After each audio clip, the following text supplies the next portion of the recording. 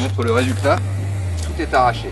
C'est jamais en panne, ça fait pas grève et ça consomme pas d'énergie à part l'huile de coude. C'est le deuxième outil qui est subventionné.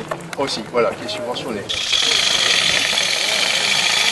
Ça permet de travailler dans du caillou et aussi dans les parterres.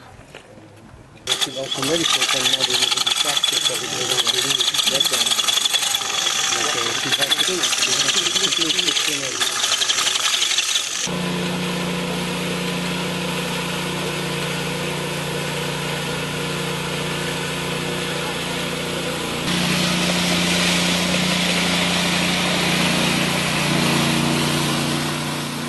Là, vous pouvez aussi faire les caniveaux hein, avec ça, la brosse, on peut vous voyez qu'elle est désaxée par rapport à l'engin, donc on peut faire que les fils d'eau.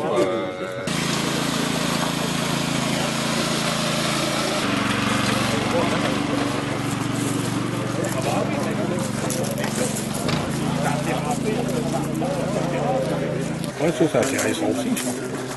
Mais c'est pour faire des grandes surfaces.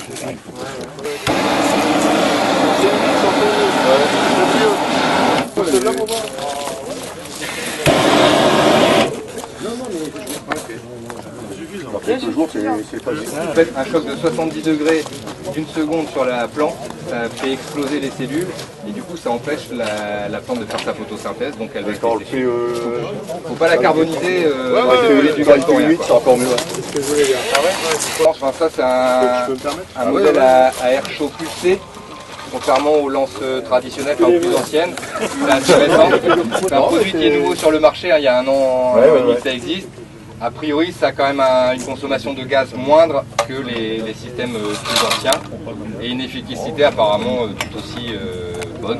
Alors, attention aussi avec tout ce qui est thermique, mais même ce qui est mécanique, hein, c'est qu'il y a un contre-effet sur les premières années, c'est-à-dire qu'avec la chaleur, vous allez lever la banque de graines qui est contenue dans le sol. C'est-à-dire que dans le sol, il y a des graines qui sont présentes. Et les premières années, en chauffant, vous avez réveillé ce qu'on appelle la diaspore. Donc les premières années, vous avez l'impression d'avoir presque un contre-effet, c'est-à-dire qu'il y aura plus de plantes qui pousseront que ce qu'il y avait au départ. Mais ça, c'est le temps d'épuiser la banque de graines, quelle que soit la méthode thermique que vous utilisiez. Hein. Et même avec les méthodes mécaniques, parce que comme vous remuez le substrat, bah pareil, vous allez faire remonter à la surface les graines qui étaient enfouies. Et du coup, sur 2-3 ans, il va y avoir un effort plus conséquent à mettre en place avant d'évacuer définitivement. On n'évacuera jamais définitivement les banques de graines hein, parce qu'elles reviennent de façon aérienne.